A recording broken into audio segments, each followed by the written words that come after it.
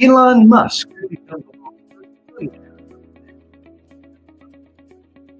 Millionaires are increasingly choosing to rent in the United States, with their numbers tripling in just 4 years.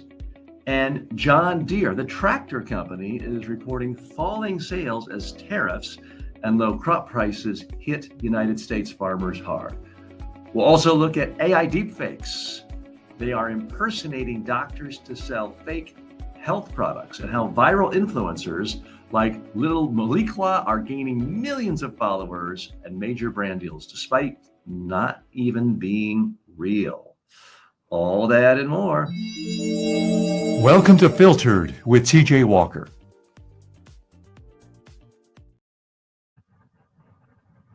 Hi, thanks for joining me today. We are going to dive right in on this Friday, looking at our top stories of the day.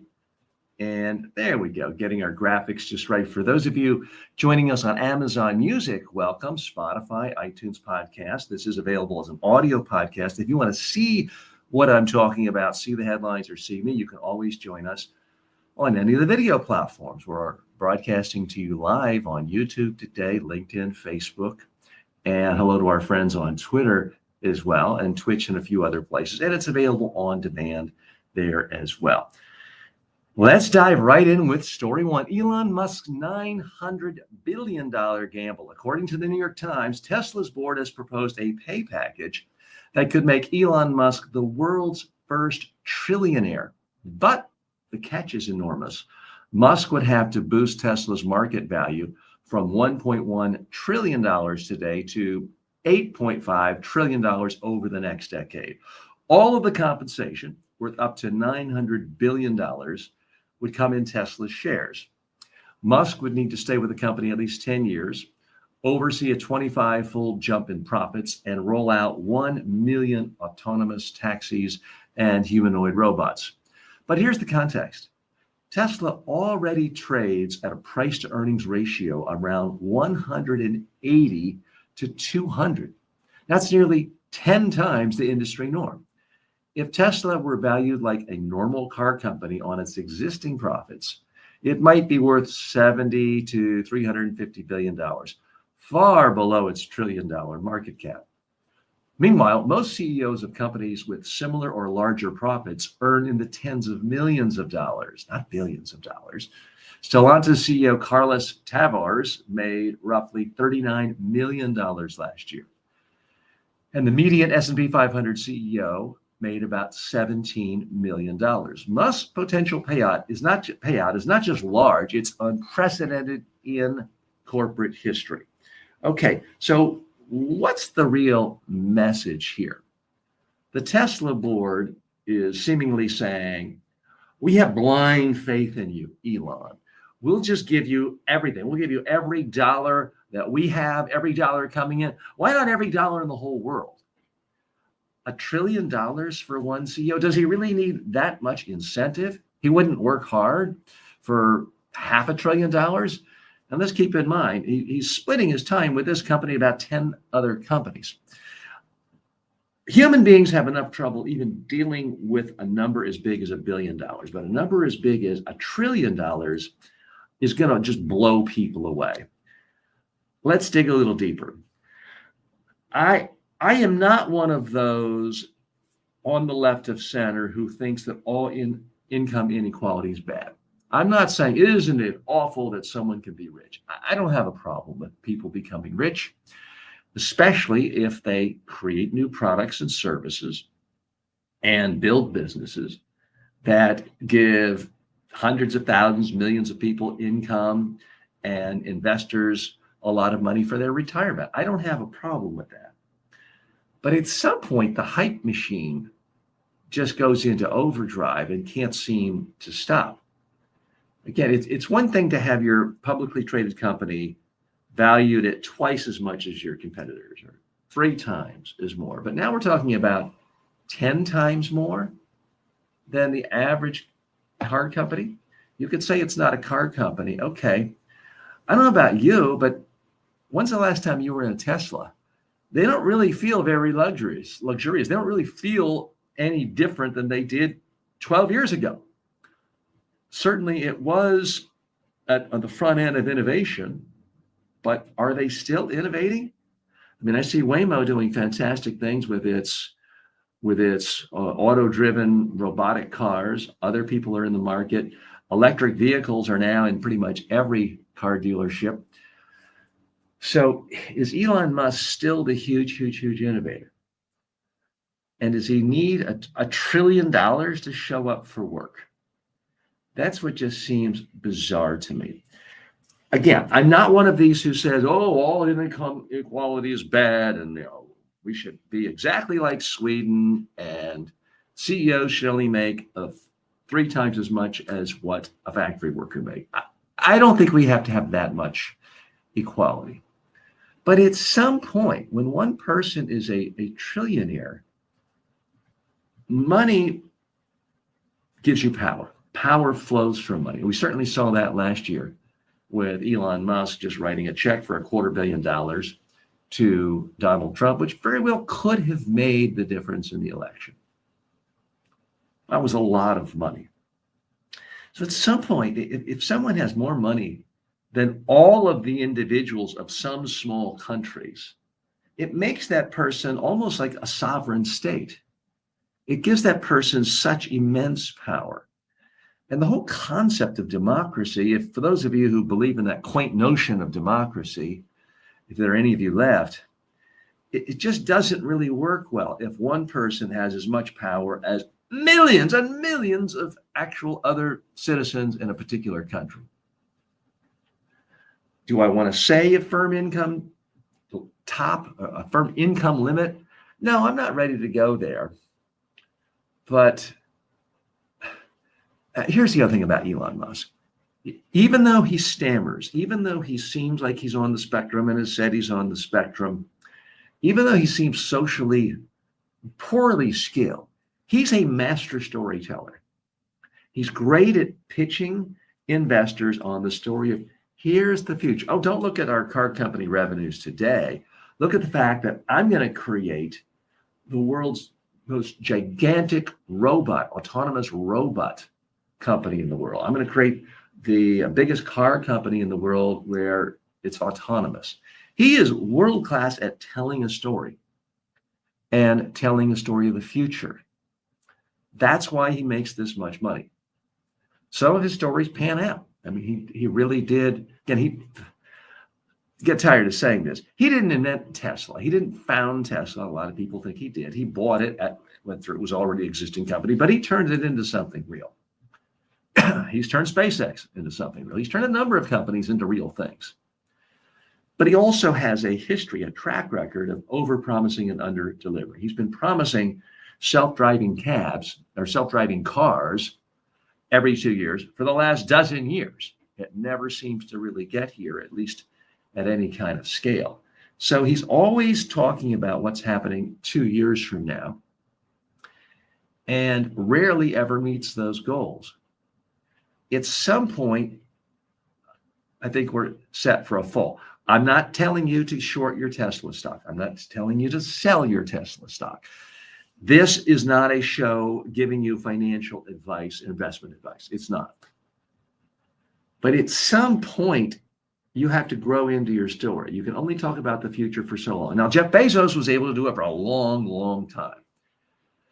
He's another guy, master storyteller. You might not think of him as the most charming individual, the best looking individual, the most charismatic individual, but Jeff Bezos is a world-class storyteller because he told investors since about 1996, I'm going to create the world's biggest store and I'm going to lose money now to get all the market share, and then I'm going to make a ton of money. And he was able to do that for decades, and investors bought it. And now they're doing well, and they are making a lot of money. So whether Elon Musk can do that, I mean, he's kind of been doing that already for a long time with Tesla. But this latest thing of becoming a trillionaire, at some point, you're asking to be taken down a peg or two. I'm not one of these who says every human being is primarily a Marxist motivated economic player, and if they see someone getting too much, they're going to take the pitchforks and circle the castle and burn it down. Because history shows, especially in the United States, people don't really vote on the basis of their pocketbook. But at some point, if one person has almost all the money in the economy, there may be some social unrest. And that, I think, does warrant scrutiny. We'll take a look at that. I mean, it's easy to get caught up in the headlines, and perhaps I did, seeing that, oh, Tesla's going to make Elon Musk a trillionaire. There's a lot of caveats in this agreement. He has to be there, another decade. A lot of things have to happen. And he's got to really get this company highly profitable. So it's not like some surefire thing. It's not like an athlete. It's just, as long as you don't get really injured or quit the sport, you get all the money. He's going to have to do a lot of work for this. But still, I think there's some troubling times when it comes to income inequality. Maybe some on the left make too much of a big deal of it, but it is interesting to me that so many people on the right, the MAGA supporters, say, make America great again. They're typically pointing back to 50s, 60s, 70s, a time when typically a man, that's who they care about, could be the sole breadwinner, a blue-collar job, have a 4-bedroom house, 2 cars, a stay-at-home spouse, 2 kids, and pay for everything. Well, part of why that existed is the CEOs of companies only made 30 times as much as the factory worker. Now it's like 300 times as much. But with Musk, we're talking about 3,000, 3 million times more. When you're talking about paying someone $1 trillion, again, the human brain is not even equipped to handle a number that big. And that's where I think it may, in fact, lead to some social unrest. So arch capitalist, just in your own self-interest, and I'm a capitalist, just in our own self-interest, I think we got to figure out some way of, sharing the pieces of pie a little more diffusely throughout the economy. More in a moment. Filtered is brought to you by the following. Want to advertise here? You better be legit. No crypto, no junk food, no supplements. Go to tjwalker.com/advertise. Want to become a better speaker, leader, or communicator? Start with the TJ Walker Success Library. It's 5 of my most practical books, covering everything from public speaking to meeting interviews and persuasive messaging, all for only $9.95. I've trained presidents and Fortune 500 CEOs, and now you can get the same wisdom in a fast, affordable format. Go to tjwalker.com/books and download your copies instantly. Thanks for listening. If you like today's episode, you'll love my online courses at MediaTrainingWorldwide.com. Check them out now and level up your skills. And we are back. Issue 2, AI scammers hijack doctors' identities. According to the New York Times, scammers are using artificial intelligence to impersonate respected medical professionals and sell dubious products online. Dr. Robert Lustig, a leading endocrinologist at the University of California, San Francisco, discovered that his image and voice had been faked to promote a so-called liquid pearls for weight loss. He told the Times there are so many things wrong with this. Other doctors have also been targeted. Dr. Gemma Newman of Britain was horrified to find a deepfake video promoting high-dose supplements in her name, convincing enough that her own mother thought it was real. Dr. Eric Topol, a cardiologist at Scripps Research, found AI knockoffs of his latest book for sale on Amazon. Experts warn the fraud is widespread and dangerous, exploiting people desperate for cures while eroding trust in medicine.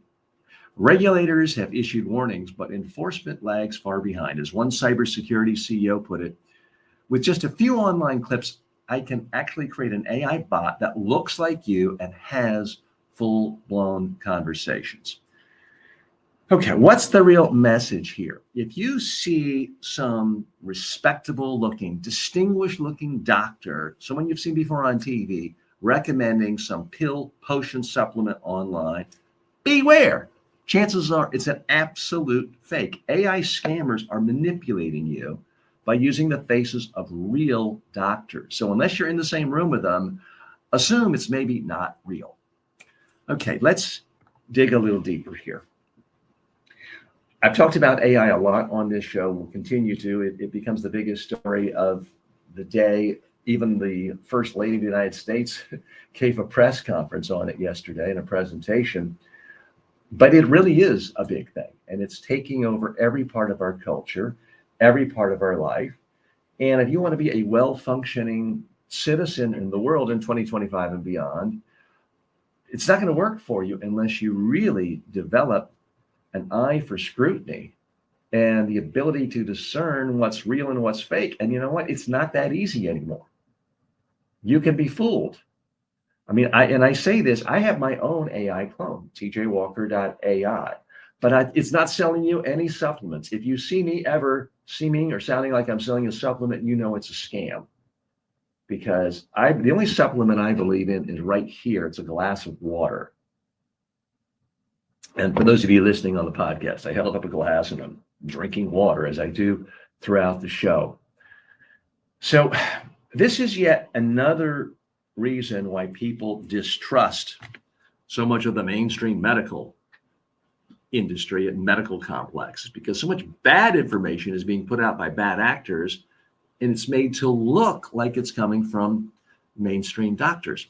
The particular doctor there mentioned, Dr. Robert Lustig, someone I like, admire, and respect. I've read several of his books. He's probably the most passionate medical expert dealing with the warnings of how we as a society in the Western world are basically destroying our health by putting massive amounts of processed sugars, artificial sugars, into everything we eat.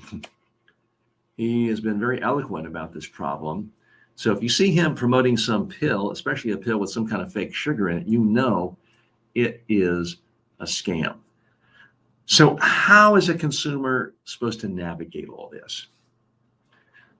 I'm not suggesting we can't go online or occasionally get some health tip from TikTok. My friends at TikTok are watching today, or other social media platforms, but do some independent research. I use ChatGPT a lot. Ask ChatGPT, is this real or is this a scam? And quite often it will tell you, hey, this sure looks like a scam. Fact check it elsewhere. Here's a crazy idea. Why don't you call your doctor or go to your doctor? Ideally, you're getting a physical once a year. Ask a medical professional that you can actually see face to face. Because here's the real problem. So many people say, oh, I did my own research. I now know vaccines don't work. I did my own You didn't do any research. You were fooled and bamboozled by a con man sitting at a keyboard who's manipulating a bunch of AI and showing you a Marcus Welby face of a reputable doctor saying gibberish, spewing nonsense and disinformation. And it's happening not only in the medical field, but in a lot of other fields. So it's a constant reminder that all of us really need to be a lot more skeptical. I want you to be skeptical of me. I really do. I want you to think, well, who is this TJ Walker? And by the way, yesterday I did post a whole special edition episode of this podcast of Who is TJ Walker? So if you want to know about me and my background and why I feel entitled to talk, you may want to check out that podcast. It is, I believe, podcast number 2, if you're looking at the sequence of podcasts.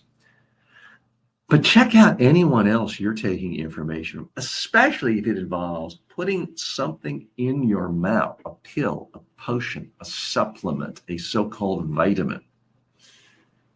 Because so much of it is complete garbage. Here in the United States, you can sell people virtually anything. I could scrape dog poop off the sidewalk, freeze dry it, put it in a bottle, and then do a whole social media campaign saying, hey, the government doesn't want you to eat this. The medical establishment doesn't want you to eat this. Dr. Fauci doesn't want you to eat this. And here's what it is, and you can get it, a monthly supply for $89. Here's my number. Here's the website. Check out. And I'm just selling dog poop. I can get away with that in America. And it's an absolute shame that people fall for it. People fall for the idea of, oh, there's some magic solution. I don't really have to eat fresh vegetables and fruit and minimize sugar and processed carbohydrates and exercise and get good sleep. I don't have to do that. I can eat all the junk food I want, eat garbage, not sleep right, stay up late playing video games. And then if I just find this pill or supplement that this fake doctor recommended to me, I'll be great. And I'll live to be 100. I'm very sorry, but it just does not work that way. It just does not work that way at all. Let me give you a few more facts here. YouTube and Meta platforms are very slow to remove fraudulent channels and accounts because their attitude, by and large, and I'm on Facebook and YouTube right now, don't tell Mark Zuckerberg, don't tell the boys at Google I'm saying this. Their first priority is making money. Their first priority is making engagement. So if you come out with some magic pill to make you grow a perfect head of hair or lose 50 pounds of so-called belly weight, and it gets 10 billion clicks, their first reaction is, hey, great, let me count the money. I'm getting richer. That's their first inclination. So you cannot count on these big platforms to do the responsible thing and get rid of fraudsters and con people. Regulators are warning of growing risk, the few regulators we have left. And many of the scams are exploiting the demand for these GLP weight loss drugs with counterfeit products. One is known as Pica. So keep your eyes out for that one. TikTok, my friends at TikTok joining us today. There's a Dr. Gemma Newman, who is a reputable doctor, and she is being impersonated on TikTok with videos selling dangerous supplements. So we've really got to watch out for this stuff. There's so much garbage being peddled out there, and it's absolutely not worth it. Scrutinize everything. Be skeptical. Be skeptical of me, what I say. Don't buy anything that you see this face telling you to buy and put in your mouth, by and large, unless it's maybe a water filter. I'm not sponsoring any products these days. Maybe I'll do a water filter to get you to drink more water, but that's about it. More in a moment. We'll be right back after this break. Want to advertise here? You better be legit. No crypto, no junk food, no supplements. Go to tjwalker.com/advertise. Most people can't afford a full-time coach. And even if you could, good luck finding one who's available when you need them. That's why I created the TJ Walker AI clone. It's built on my 40-plus years of real-world coaching and training. You get my exact advice, style, and frameworks instantly. Ask it how to handle a tough question. Get feedback on your elevator pitch. Rehearse your next big talk. This is the next generation of communication coaching. It's smarter than an app, more personal than a course, and always ready. Start using it today at tjwalker.ai. You'll wonder how you ever did without it. Want to advertise to ambitious upscale professionals who actually care about communication, success, and results? Go to tjwalker.com/advertise. And no, we don't take ads for crypto, supplements, or junk food. If you've ever struggled with nerves, unclear messaging, or just not being taken seriously, this is for you. I created the TJ Walker Success Library as a crash course in professional level communication. You get 5 downloadable books for just $9.95 that walk you through public speaking, media training, persuasive communication, confidence building, and daily practice routines. This is the same training I've delivered to presidents, CEOs, and leaders in 45 nations, boiled down and instantly accessible. Go to tjwalker.com/books and download them now. Okay, more fun to come. Issue 3, we are back. Fake influencers, real money. According to the New York Times, some of the biggest names in social media today don't actually exist. Virtual influencers like Lil Miquela and Mia Zilo, created entirely by artificial intelligence, have millions of followers and are pulling in serious income. So this is kind of related to our last story as well. Lil Miquela, often described as the first AI influencer, has 2.4 million Instagram followers. That's kind of enough to depress me and you if you make content online, that a bunch of pixels in an AI has 2.4 million Instagram followers and can make nearly $74,000, not per post, not per year or not per month, but per post. This AI influencer is making $74,000 per post. She's appeared on magazine covers. I should say it has appeared on magazine covers, released music, and fronted campaigns for Calvin Klein and Prada, all while being openly fake. I do give them credit for being open about it.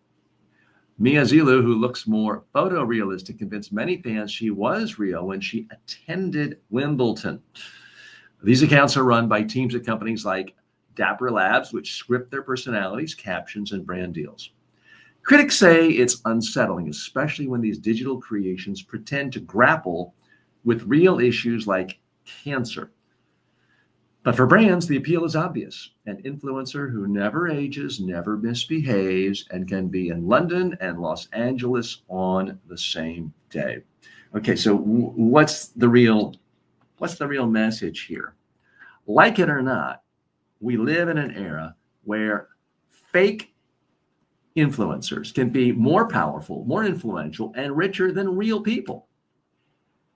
A lot of people thought this is the one field that is impervious. It's your acting skills, your personality, how good looking you are, your charm. Nope. Turns out AI can do that even better. You know, people talk about being humbled all the time when they really mean, well, this is a big honor. Well, I tell you, I'm humbled in the real sense here. It's humbling to see an AI clone be able to get 2.4 million followers on Instagram.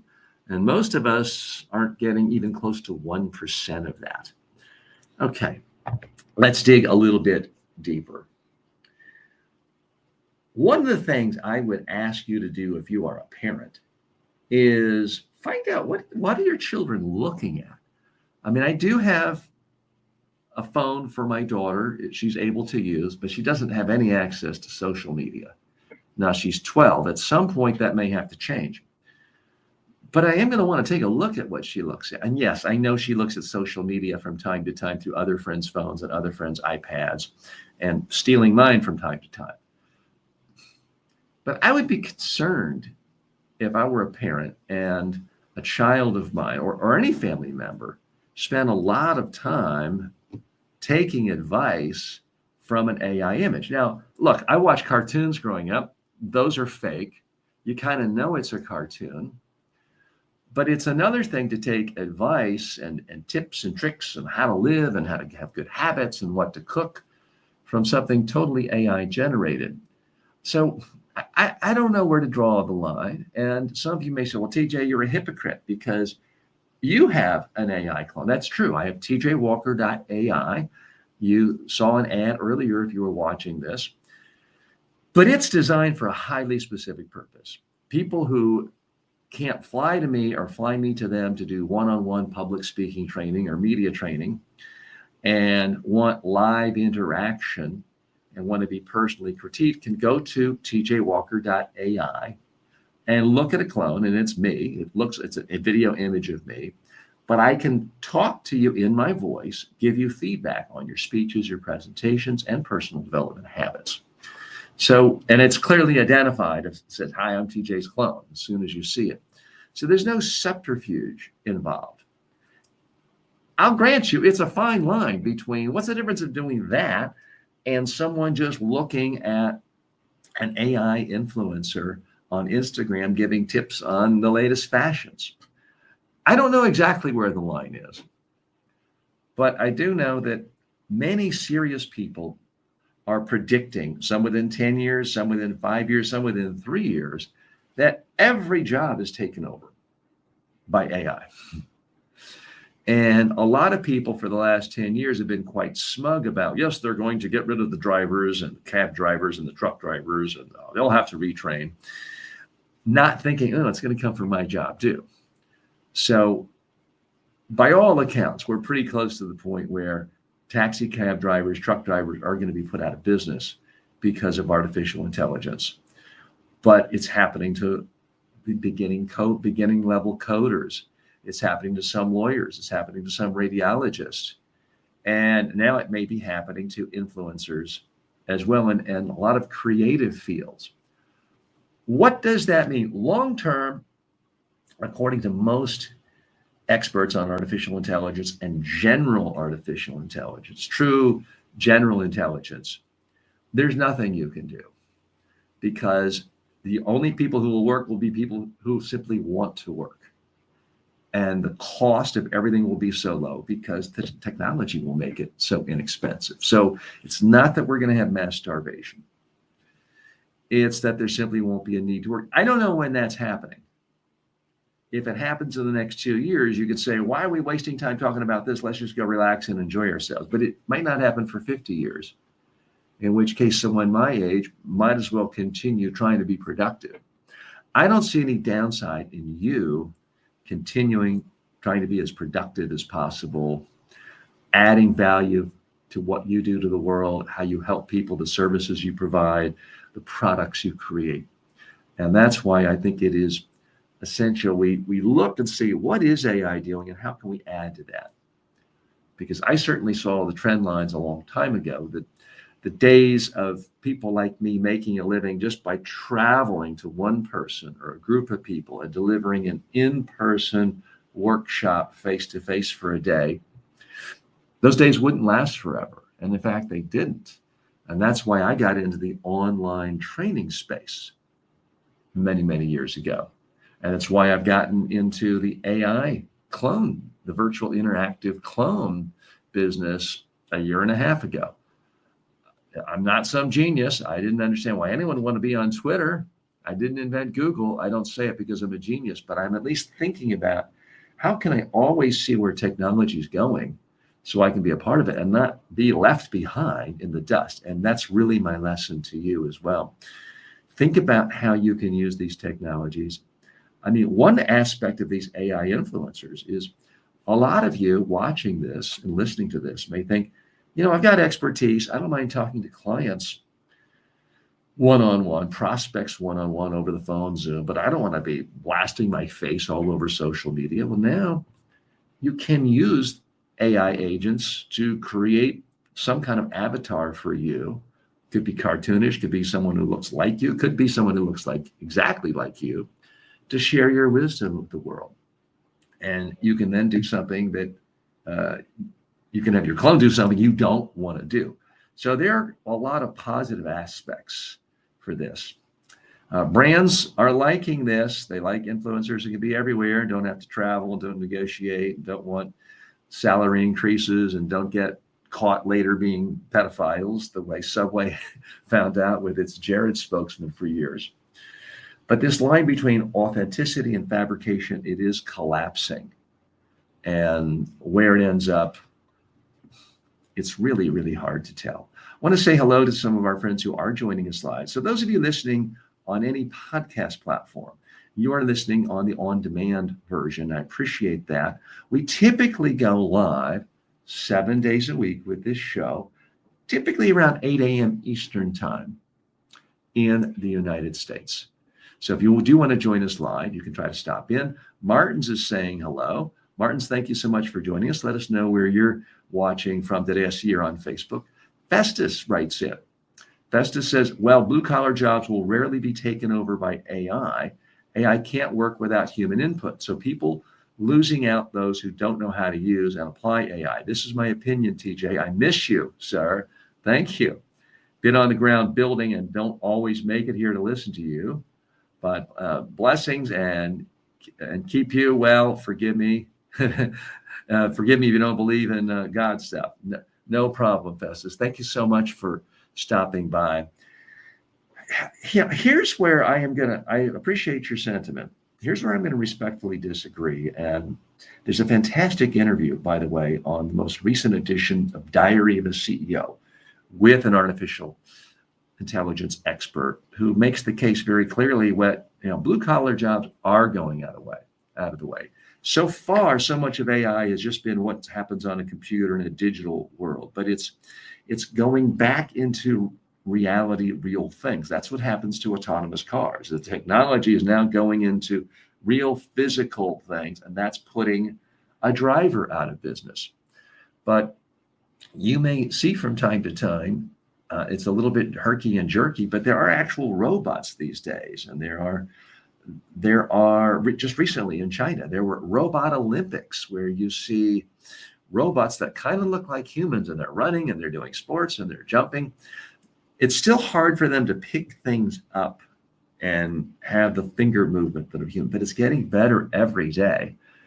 And I'm certainly not an expert on every aspect of the technology of AI, but from all the experts I read and hear about, it's only a matter of a few years before a robot can be programmed to do any physical task, including plumbing, that a blue-collar worker does today. So it's going to radically transform society, the economy, our culture.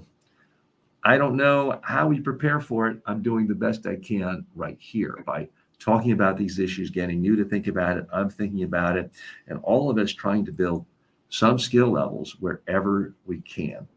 Lots more to come today. Stay tuned. Filtered is brought to you by the following. Get the deeper takes I don't post anywhere else. Subscribe now at substack.com/@TJWalkerSuccess and stay in the loop. For years, people have asked how they could get one-on-one coaching from me inexpensively. Well, now you can, anytime, anywhere with the TJ Walker AI clone.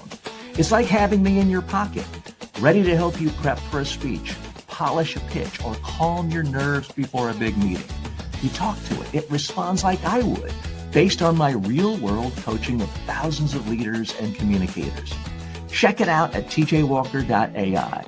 It's not just smart, it's personal. Want to support the show? Skip the ads and buy me a coffee. That's buymeacoffee.com/TJWalker.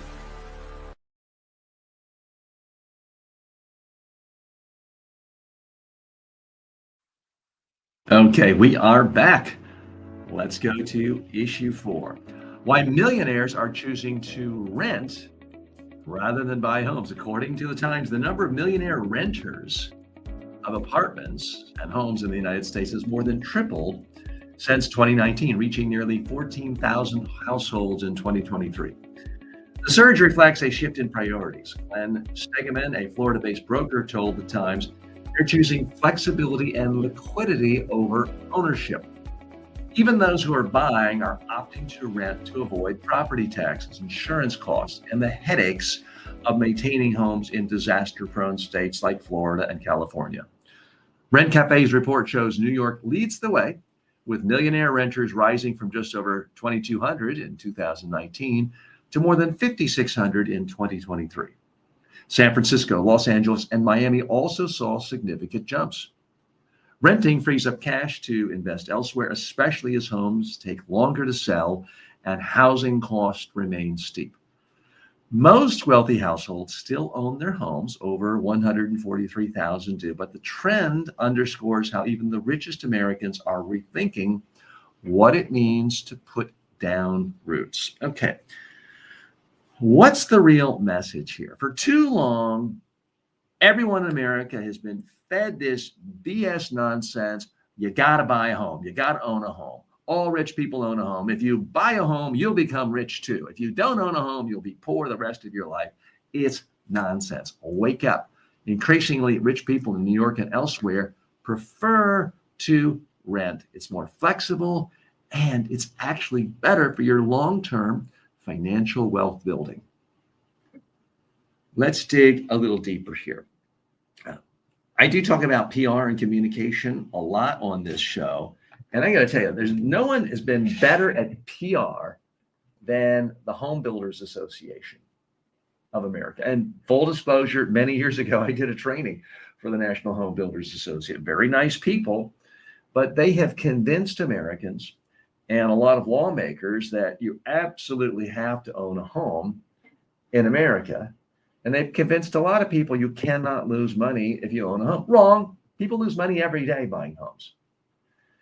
They've convinced people that if you don't own a home, you're throwing away the money on rent. You'll basically be poor and destitute when you're old.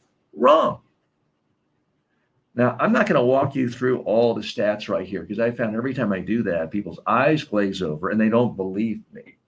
But if you truly, truly, truly factor in every cost associated with a home ownership, all the repairs, all the taxes, all the maintenance, your mortgage payments, your insurance, all the different insurances you need. If you factor all of that in versus what you would pay renting a similar space, and you took all the money that was in your down payment and you put it in a low-cost index fund of the S&P 500, virtually everyone in America, outside a few outlier places, South Florida, LA, New York area, outside a few areas where there's been rapid appreciation in the last 30 years. In most cases, the person renting who invested their money in the S&P 500 would do much better financially in the long run. It's a hard concept to grab. TJ, I know somebody who, they bought a house for $500,000 25 years ago and they sold it for $1.5 million. They tripled their income. They tripled their investment. And it just shows a basic misunderstanding of numbers and simple addition and subtraction and multiplication and division. It's not complex. You could take the same amount of that money 25 years ago and you would have made even more money investing it in an index fund. Or maybe you get lucky on a few individual stocks. I personally do not recommend anyone ever buying a stock. I recommend buying index funds because then you're not trying to pick winners and losers. But this is not a show where I'm here to give you any legal financial advice. But there are people giving you financial advice every day when they say, oh, you got to buy a home. Oh, you're engaged now. You got to buy a home. Oh, you're married now. You got to buy a home. Oh, you have a baby on the way. You got to buy a home. Well, no, you don't. And increasingly, we're seeing wealthy millionaires in New York City, Miami, and Los Angeles saying, no, I don't have to buy a house. Here's where I think it does make sense. And before I go too much further, some of you are going to say, well, TJ, you're a hypocrite. I heard you just bought out. Yes, I did. But I was very happy renting for the last 4 years in South Florida.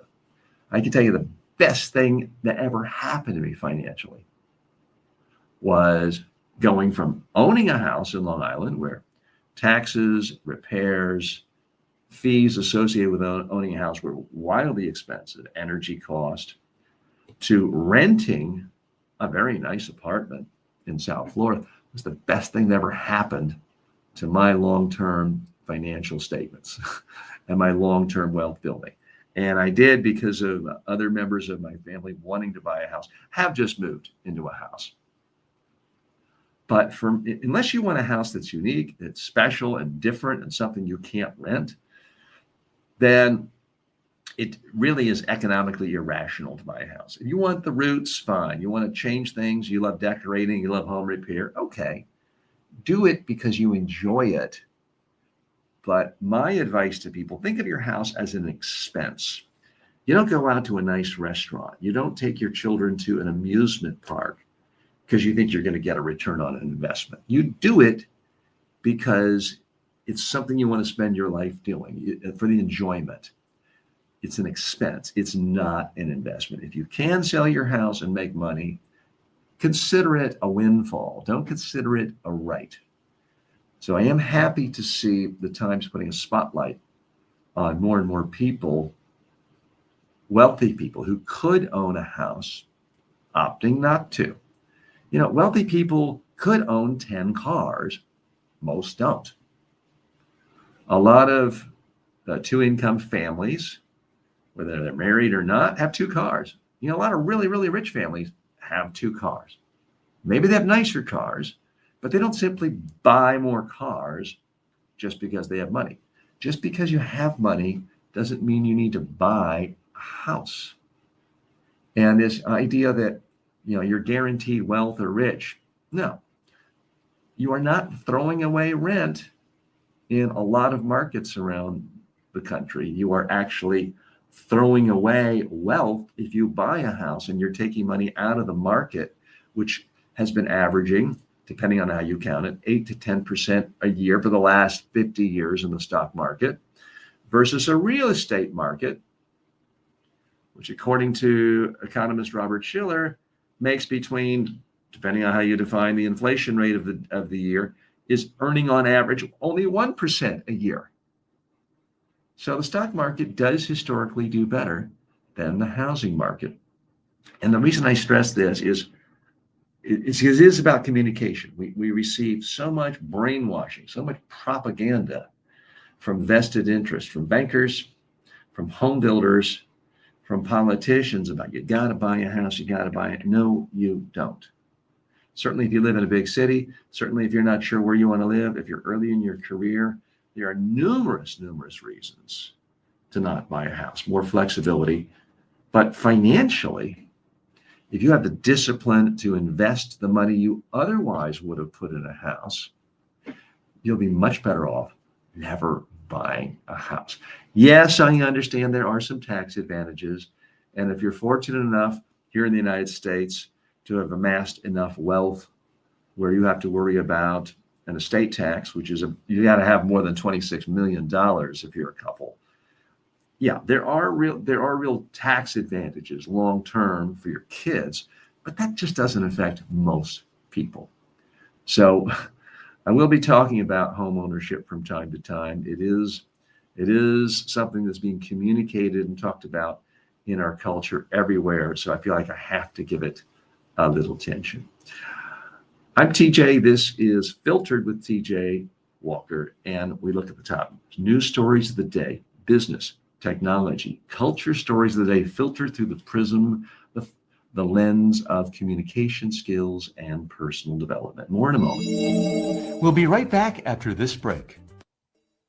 Want more? Grab my 5-book success library for $9.95 at tjwalker.com/books. It's the fastest way to level up your communication. Imagine being the most confident person in the room, whether you're on Zoom or on stage. That's what thousands of professionals are learning to do right now through my online communication courses. At Media Training Worldwide, you can access my complete training library on demand, affordable, and actually effective. Whether you're preparing for media interviews, client presentations, or TED-style talks, I've got you covered. Check it out, MediaTrainingWorldwide.com. You'll never wing it again. Want to advertise here? You better be legit. No crypto, no junk food, no supplements. Go to tjwalker.com/advertise.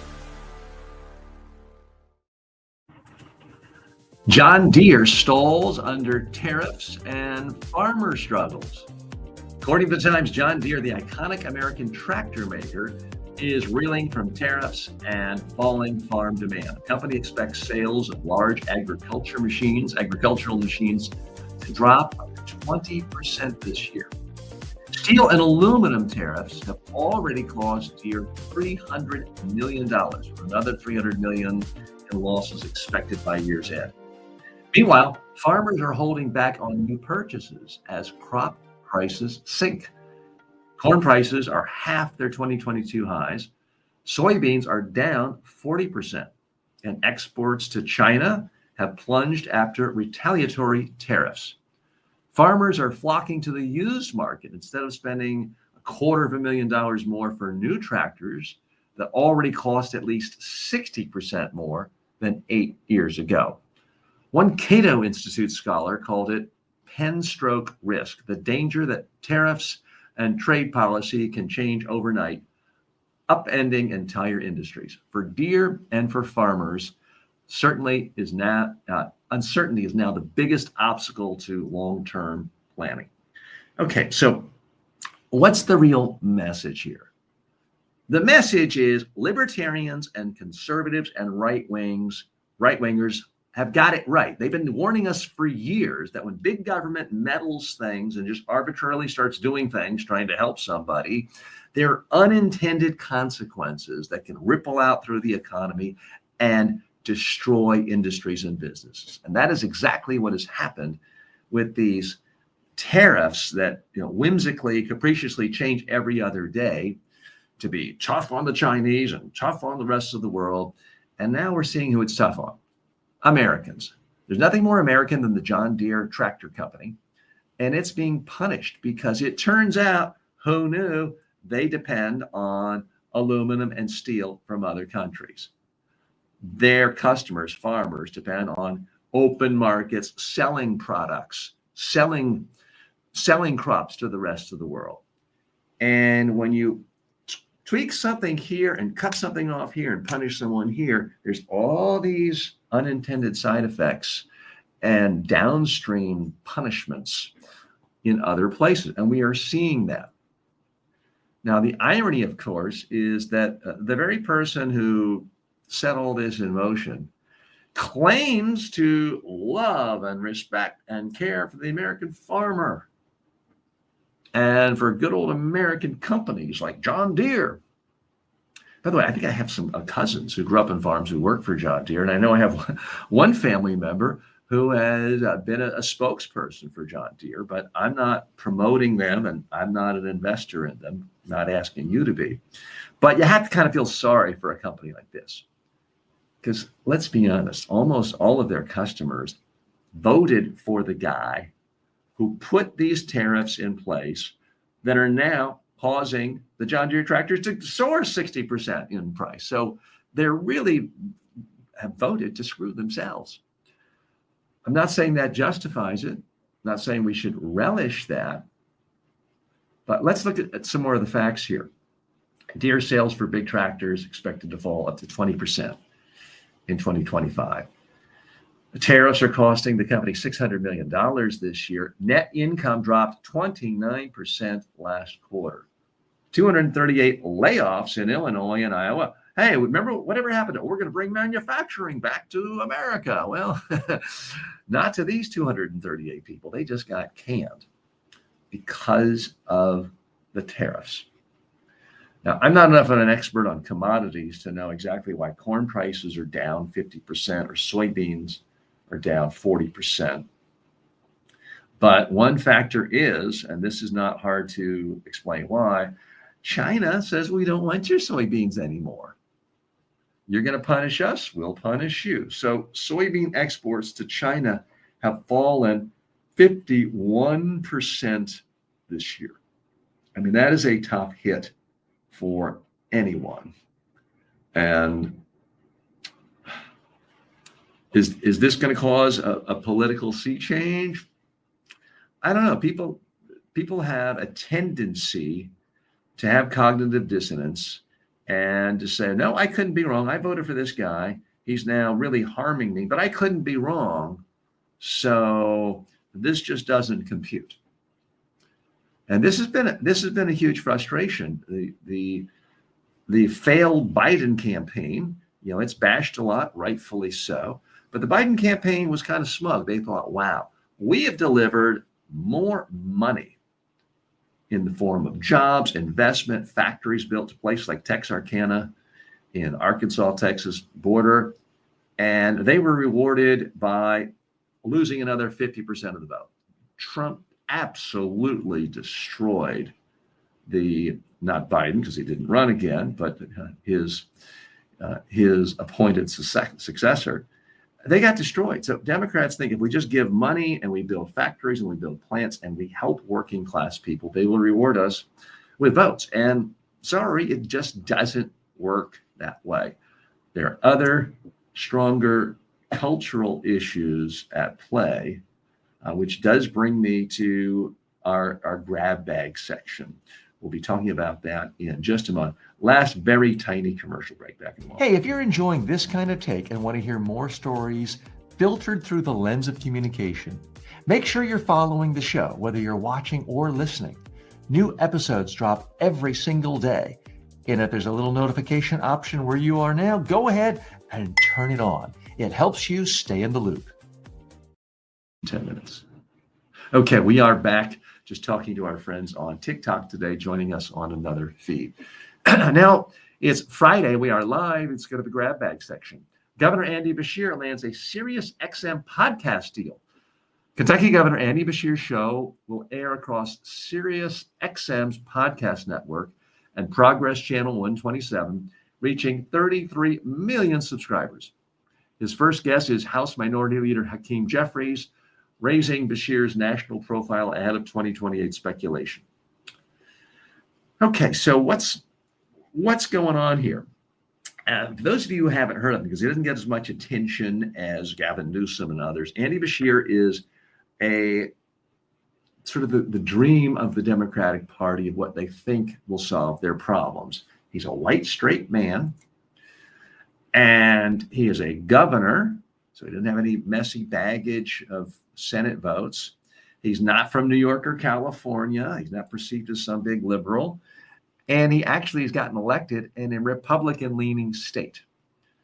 So he is on most serious people's short list of likely Democratic candidate, or at least a strong potential candidate. And he's now doing a podcast. Well, Gavin Newsom is doing a podcast. And I think it's going to get to the point where it's going to be pretty rare for any politician above the level of city council not to have a podcast. It will just be seen as a part of what every politician does. So from what I know about this Andy Beshear, he has a lot of things going for him. He's sort of conventionally good looking. He is a moderate and centrist, does not scare Republicans, and has been able to get elected with some Republican votes. So he fits the bill for a lot of what most experts say the Democratic Party is looking for. Here's what I don't know. All pundits, and you can put me in that category, are often guilty of fighting the last war. And politics is about the future.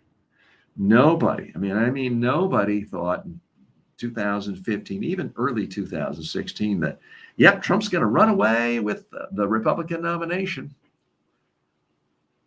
He was laughed at. And so, how can this guy be a credible candidate? From New York City, Republicans don't like New York City. He's not been a governor. We like governors. He doesn't have a track record. He didn't serve in the military. You could go through about 20 different elements, checklist items.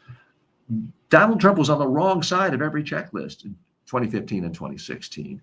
And yet things had changed. The political world, media world had switched to the point of whoever could get the most attention could win. And Donald Trump has gotten the presidential nomination 3 times in a row from a major party. So say what you will about his presidency, his ethics, his felonious nature. He does understand media. He does understand campaigning. He certainly understands getting major party nominations, arguably better than anyone in the last 100 years. Sure. So that's my concern about someone like a Governor Andy Beshear. By the very nature of being a governor, it's often to avoid controversy. By the very nature of being a Democrat winning in a Republican state, you have to be kind of bland and boring and not ruffle feathers. Be cautious. It's worked well for him. It's not a criticism. But I don't know if that's what is going to work at the presidential level. We live in an era where AI algorithms are manipulating so many things, manipulating all of us. Everyone's Facebook feed and Google feed and every feed is now pushing to us things that are going to get maximum engagement, which means maximum emotion, which means maximum rage. Trump is world-class at stoking rage. Oh, Obama wasn't born here. Obama's a Muslim. Obama doesn't have a birth certificate. Lock Hillary up. Boom, boom, boom. He knows how to stick it to anyone to get them outraged and upset. That's not the skill set Andy Beshear has, or any governor in general. Gavin Newsom has been refining that. I mean, he has been working on that. I'm not ready to endorse Gavin Newsom or predict he's going to be the next Democratic nominee, much less president, but he at least is making that transition to this new world we live in, whereby candidates have to spend their time, even most of their time, arguably all their time, getting attention to things in the media and getting their followers angry about the other team. I don't think that's a good thing necessarily, but it does seem to be the modern reality of campaigning. So that is my real concern about Andy Beshear. A few other topics I wanted to talk about, but we've kind of run out of time. But I want to thank you for joining me and take just a moment. If you got any value out of this, please like the show, give it a thumbs up, leave a comment. If you don't like the show, leave a comment and tell me what you want to see change to make it better. If you are listening to this show on any podcast platform, the Apple platform, podcasting app, if you're listening on Spotify or YouTube Music, please follow, subscribe, and leave a review. It would really help, especially as we're just starting this show. This is just day 3 of Filtered with TJ Walker. We were in sort of a test mode for the last couple of months, but we've only been on all the podcast platforms for the last 3 days. I'm having a lot of fun, and I want to thank you for joining me. See you not Monday, but tomorrow. That's right. This is so much fun coming to you every day because news happens every day.